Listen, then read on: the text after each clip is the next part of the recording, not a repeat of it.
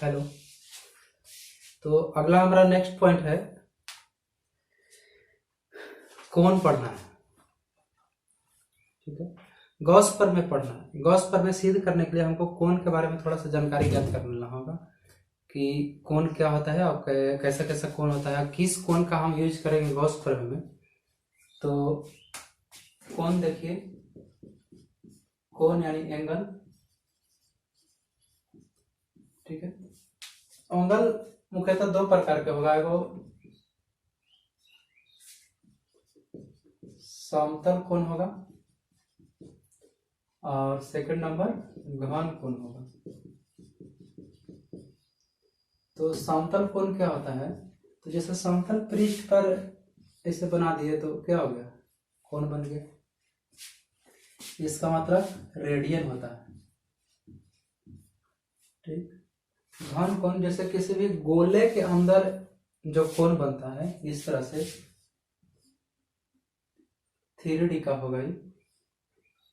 तो गोले के अंदर जैसे मान लो तरबूज लिया, तरबूज के अंदर जो गड्ढा काटा जाता है तो वही क्या बनता है, घन कोण कहलाता है। या फिर जोकर का टोपी हो गया शंकु के टाइप का, तो वही क्या घन कोण कहलाता है। और घन कोण को डी ओमेगा से सूचित करते हैं। अगर छोटा घन कोण है तो डी ओमेगा करेंगे, बड़ा घन कोण है तो सिर्फ ओमेगा। यानी कह सकते हैं घन कोण को ओमेगा से सूचित करते हैं। इसको क्या बोलेंगे, ओमेगा।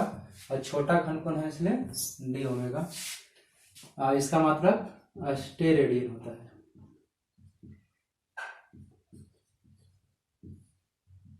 ठीक है, तो समतल कोण तो हमेशा यूज होता है 90 डिग्री, 30 डिग्री, 60 डिग्री। और गॉस पर में हमको ज्यादा घन कोण का यूज है, तो घन कोण के बारे में थोड़ा सा जान लेते हैं कैसा होता है घन कोण। तो आप देखे होंगे कि तरबूज बिकने आता है, तो जो तरबूज हम खरीदने जाते हैं उस समय हम उससे बोलते हैं कि थोड़ा सा देखने के लिए दीजिए। तो वो क्या करता है कि तरबूज में छोटा सा कट लगाता है और कट लगाकर निकाल कर हमको जो देता है, और उस कट द्वारा जो तरबूज के अंदर कोण बनता है वही घन कोण कहलाता है। ठीक है, तो छोटा कोण बनता है इसलिए डी ओमेगा बनेंगे। मान लीजिए कोई पृष्ठ है और इसके अंदर कोण बना, घन कोण में है कोई एक गोल पृष्ठ लेते हैं, कोई एक बंद पृष्ठ लेते हैं, और उस बंद पृष्ठ में एक छोटा सा कोण, जैसा कि तरबूज में हम लोग पढ़े ये जो काट करके देता है, तो जो तरबूज काट कर देगा ये वाला भाग हमको देगा छोटा सा सरफेस। अगर मान लेते पूरा पृष्ठ एस है तो इस छोटा वाला पृष्ठ को क्या बोलेंगे, डीएस बोलेंगे। अब इस बिंदु का नाम ओ देते हैं और इसके मिडिल पॉइंट में एक अक्ष खींच लीजिए। ठीक है, अब इस मिडिल पॉइंट पर विद्युत क्षेत्र की तीव्रता कितना होगा, ई होगा। इस मिडिल पॉइंट पर विद्युत क्षेत्र की तीव्रता ई है, और इन लोग दोनों के बीच बना कोण थीटा डिग्री का है। ठीक है, अब देखिए घन कोण को ओमेगा से सूचित करते हैं। अब ये छोटा घन कोण है तो इसको डी ओमेगा से सूचित करेंगे। छोटा घन कोण जो यहाँ पे बनेगा इसको क्या बोलेंगे, डी ओमेगा बोलेंगे।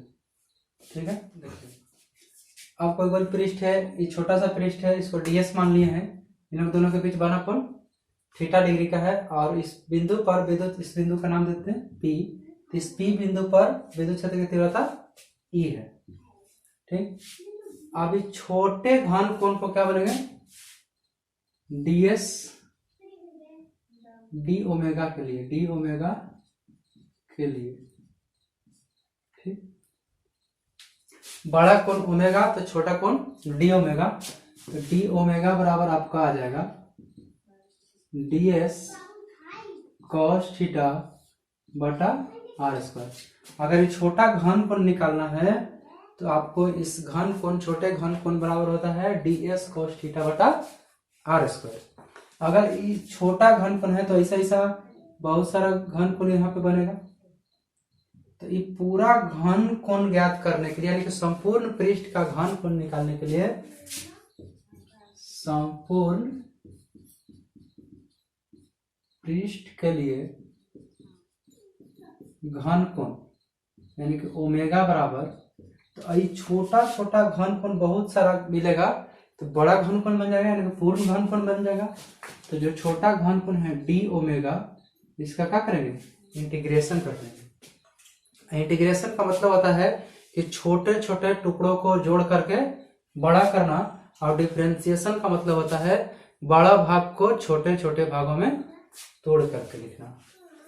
ठीक, तो अगर ये छोटा घन कोण का हम इंटीग्रेशन कर दिए तो क्या बन गया, संपूर्ण पृष्ठ के लिए घन कोण बन गया। तो डी ओमेगा बराबर,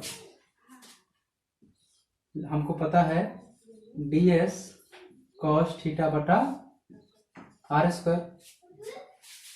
अब यहाँ से एक कंडीशन है जो आपको मैथमेटिकल रूल में बताया गया है कि यदि ds cos थीटा बटा r स्क्वायर का हम इंटीग्रेशन करते हैं तो लास्ट में हमको प्राप्त होता है 4 पाई। अब इसको आप क्या कीजिए, रट जाइए कि यदि ds cos theta by whole square का अगर इंटीग्रेशन करते हैं तो कितना प्राप्त होता है, 4 पाई ज्ञात होता है।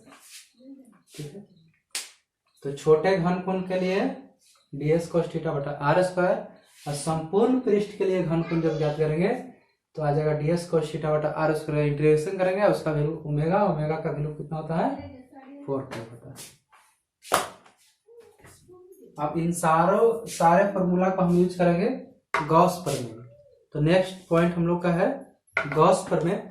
एक बार ध्यान से इसे देख लेंगे, रिवीजन कर लेंगे, ताकि गॉस प्रमेय हमको ज्यादा भारी न पड़े, हार्ड ना हो, और आसानी से हम गॉस प्रमेय सिद्ध कर सकें।